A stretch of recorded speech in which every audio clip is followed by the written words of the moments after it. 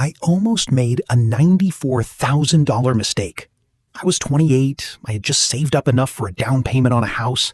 My parents were proud, my friends were hyped. My real estate agent kept telling me it was the right time to buy. And I was like, yeah, okay, let's do this. This is what adults do.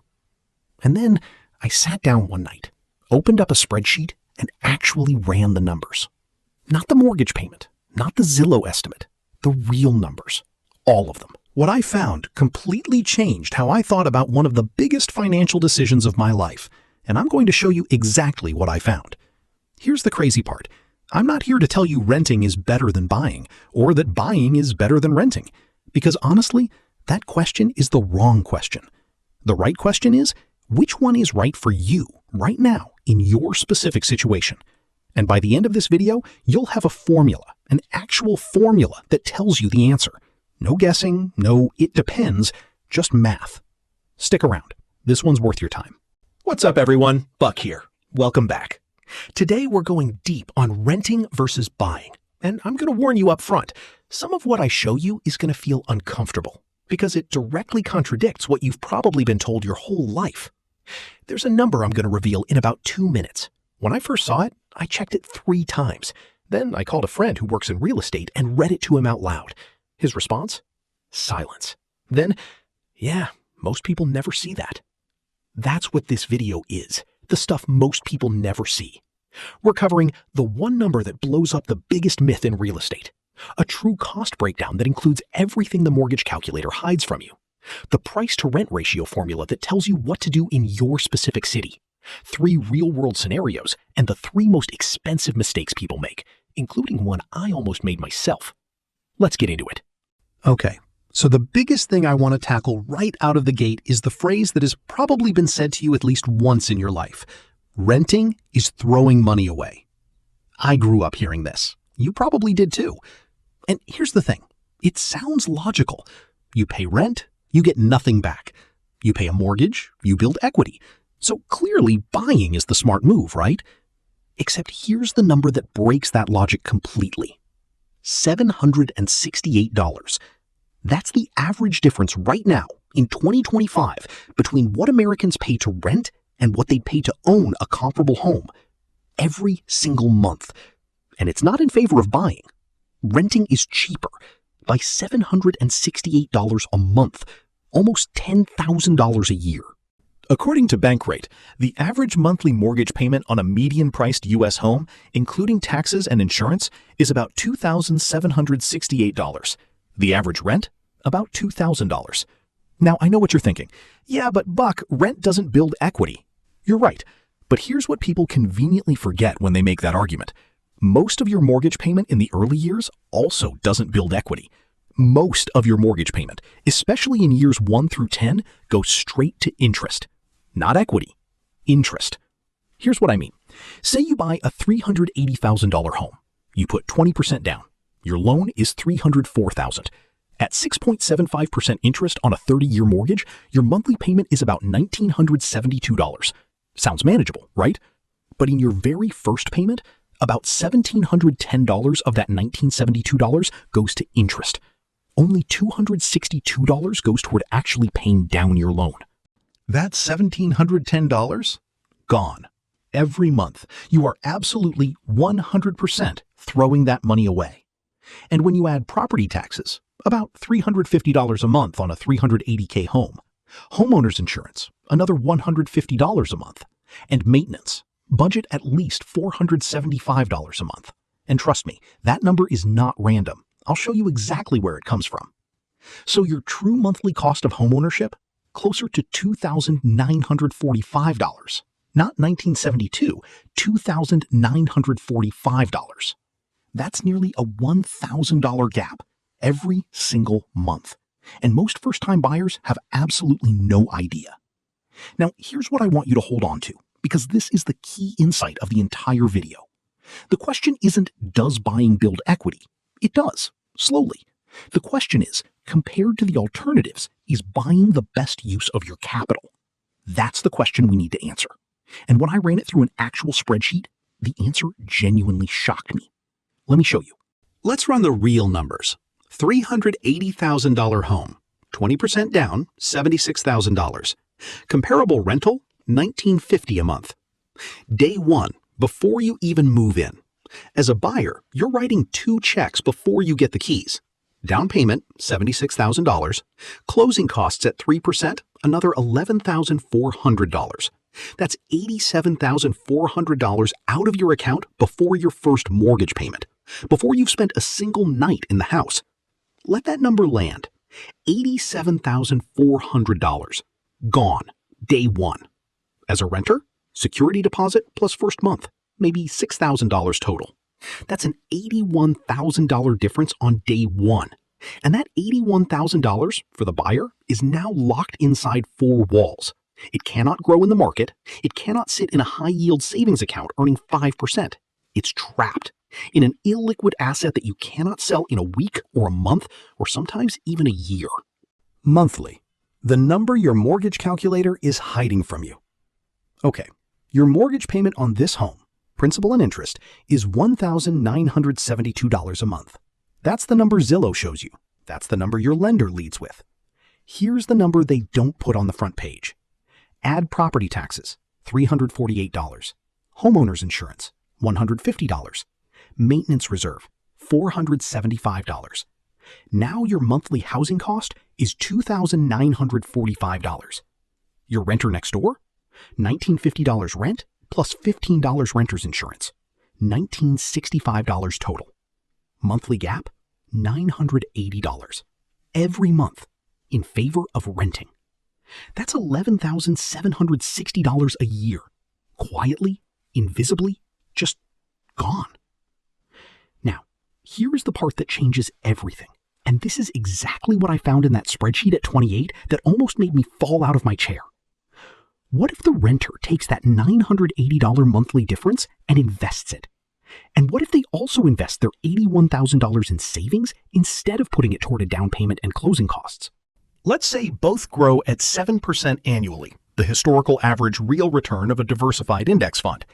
After 10 years, that $81,000 sitting in the market, roughly $162,000 on top of that. Renters total after a decade, $321,000.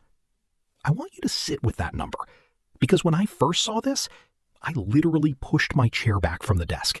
Nobody had ever shown me this math before. Now let's check on the buyer. Home appreciates at a conservative 3% a year. That's actually right in line with historical averages after inflation. After 10 years, the home is worth about $510,000. Loan balance left? About $246,000. So gross equity is roughly $264,000. Sounds great, right? But here's where people stop the math too early. You still have to subtract. $57,000 in maintenance paid over the decade. $11,400 in closing costs from day one, gone forever. And if you sell, realtor commissions on a $510,000 home run $25,000 to $30,000. Net equity after 10 years? Realistically, $175,000 to $190,000. Now put those two numbers side by side. Renter who invested, $321,000. Buyer's net equity, roughly $180,000. That's a $140,000 difference. Not on paper, not theoretical. Real money that either exists in your account or doesn't, based on this one decision. Now, and I want to be really clear here, this math shifts based on 3 variables, and one of them might actually save the buyer's case entirely. Variable 1, how long you stay. The longer you own, the better buying looks. Under 5 years, renting almost always wins. The break-even point in most markets right now is 5 to 7 years. That means if you buy and move in year 4, you almost certainly lost money on the deal, even if your home went up. Variable 2, your local market. This is huge. In expensive coastal cities, this math is even more brutal for buyers. In affordable Midwestern cities, buying can flip to being the clear winner fast, which is why I'm going to give you the formula to calculate your own number in a minute. Variable 3, and this is the one people hate hearing, whether you actually invest the difference. If you rent and spend that extra $980 on eating out and subscriptions and new shoes, the whole renter advantage collapses. The math only works if you're disciplined, and most people aren't. I want to be honest about that. But if you are, the numbers are staggering, and I just showed them to you. There's a formula that most real estate agents don't want you to know exists, because once you run it for your city, you'll know immediately whether buying makes financial sense right now. No guesswork, no it depends, just a number. It's called the price-to-rent ratio. Purchase price of the home divided by monthly rent for a comparable place times 12. So if a home costs $400,000 and a similar rental is $2,000 a month, $400,000 divided by 2,000 times 12 equals $400,000 divided by 24,000 equals 16.7. Here's your decoder. Below 15, buying is likely the smarter financial move. 15 to 20, toss-up. Your lifestyle and timeline decided. Above 20, renting is likely the better financial decision. Go run this right now for your city. Seriously, pause the video, pull up Zillow for home prices and apartments.com for rents, and calculate your number. I'll wait. What you just calculated is probably going to surprise you.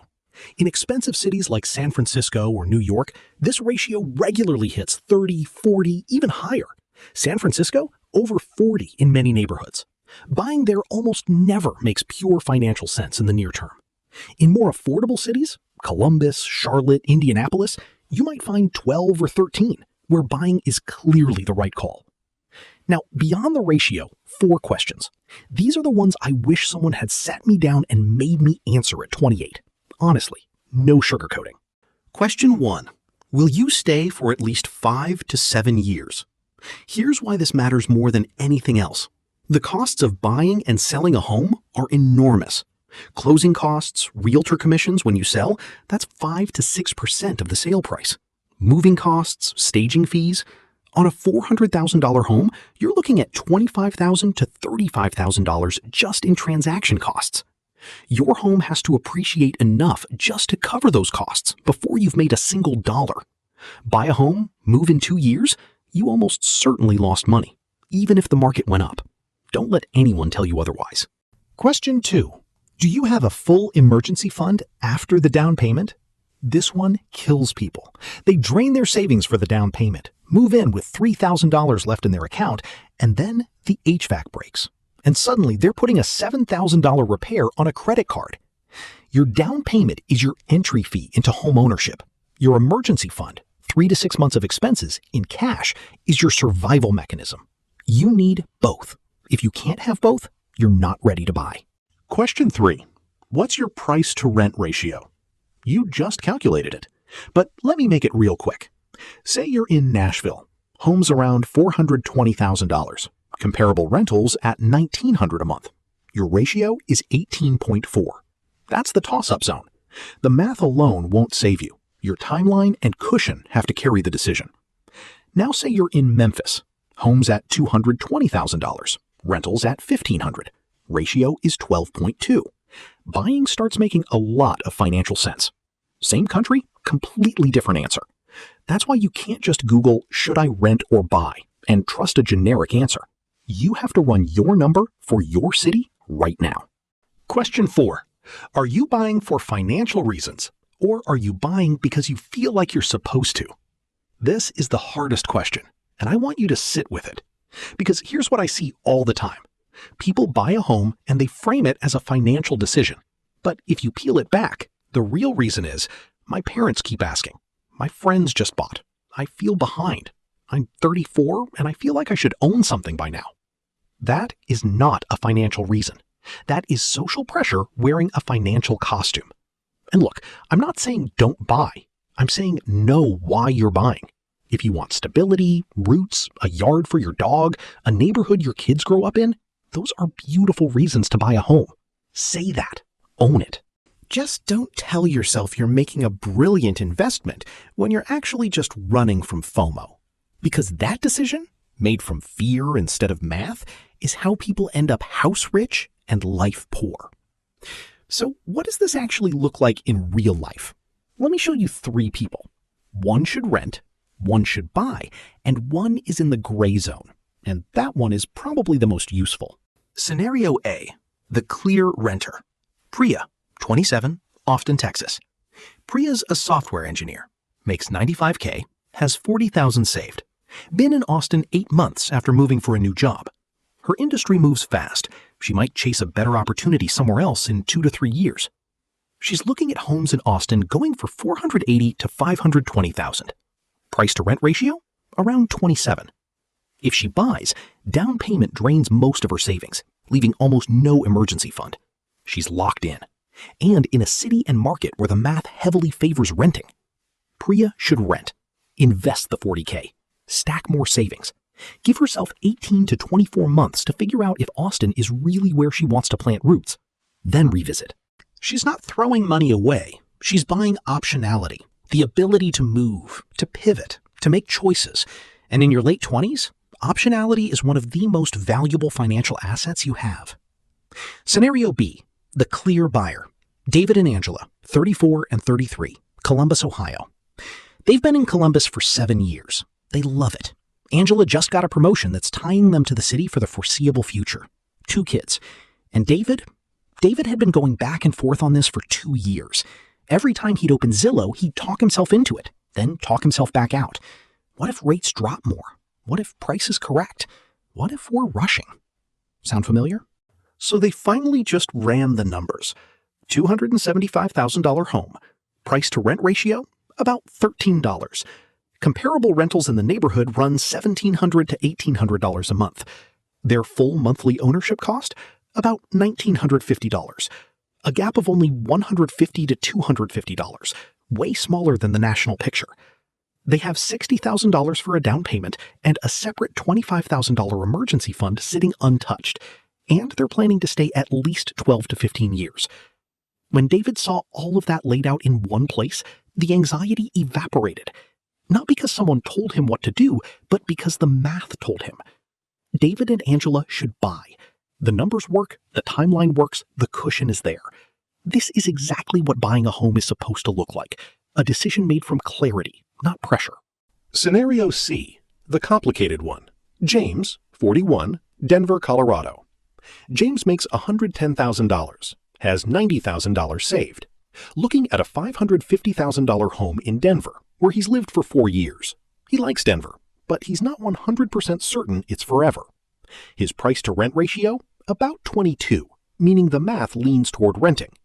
His financial cushion after a down payment and closing costs? Thin, maybe $12,000 to $15,000 left over, barely a 2-month emergency fund. The lifestyle pull is real. At 41, James wants to feel settled. He wants to stop answering to a landlord. Valid. But the math isn't there yet. If he buys now, he's buying a $550,000 illiquid asset with very little financial cushion in a market where the ratio says renting makes more sense. My advice to James, stay the course for 12 to 18 more months. Save aggressively.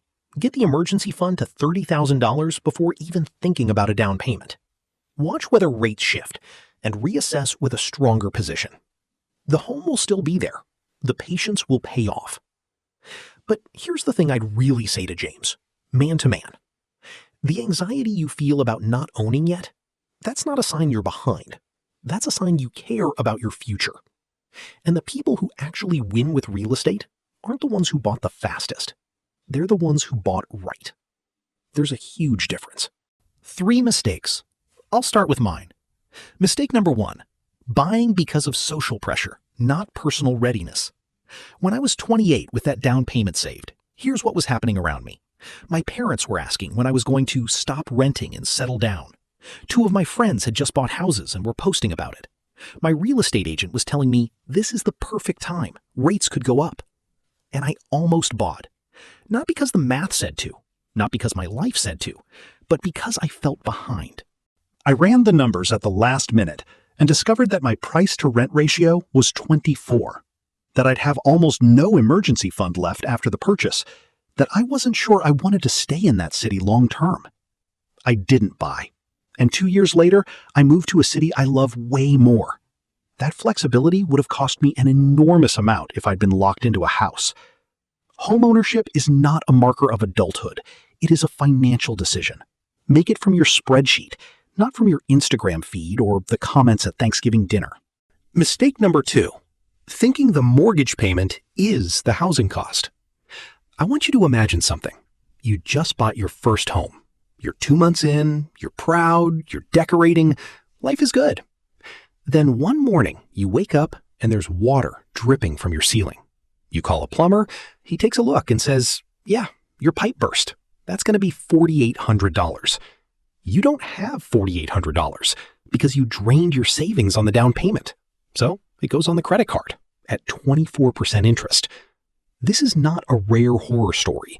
This is Tuesday for first-time homeowners who didn't plan for maintenance. Here's the real number. Budget 1 to 1.5% of your home's value every year for maintenance and repairs. On a $380,000 home, that's $5,700 a year, $475 a month that needs to exist somewhere ready to go. New roof, $12,000 to $15,000. That's coming every 20 to 25 years. HVAC, $8,000 to $12,000 every 15 years. Water heater, $1,500 every decade. These aren't surprises. They're scheduled expenses that most buyers forget to schedule. When you add it all up, mortgage, taxes, insurance, maintenance, your true monthly cost is $2,945, not $1,972. If you only budgeted the mortgage, you just miscalculated by $973 a month. And that gap is exactly where financial stress is born. Mistake number 3, ignoring opportunity cost. This is the most invisible mistake, which makes it the most dangerous. When you put $87,000 into a down payment and closing costs, that $87,000 disappears from your investment portfolio. When you spend $980 more per month than renting would cost, that $980 can't compound in the market. I showed you earlier what that looks like over 10 years, a $140,000 difference. That's not fake money. That's real, life-changing wealth that either gets built or doesn't based on this one decision. The question is never just, am I building equity? The question is, what else could this capital be doing? And if the answer is growing at 7% annually in a diversified index fund, you need to know that and factor it into your decision. This doesn't mean buying is wrong. It means buying needs to clear a high bar. And here's the uncomfortable truth. Most people who buy a home have never run the opportunity cost.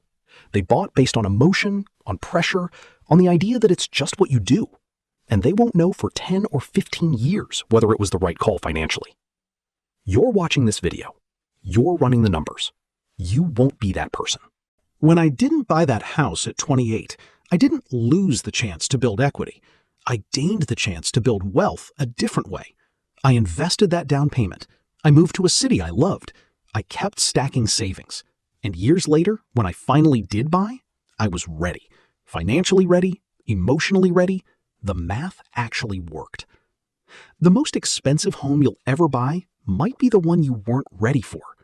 So here's your homework. Run the price-to-rent ratio for your city right now. Answer the 4 questions honestly. Make the decision from math, not pressure, not fear, not FOMO. 2 things to walk away with. 1, your true monthly cost is mortgage plus taxes plus insurance plus maintenance, not just the mortgage. And 2, run your ratio. Under 15, buying makes sense. Over 20, renting probably wins. Drop your city and numbers in the comments. I read every one, and I'll give you a quick take. Next week, how to build your down payment faster than you think, even on a normal income. Don't miss it. I'm Buck. See you in the next one.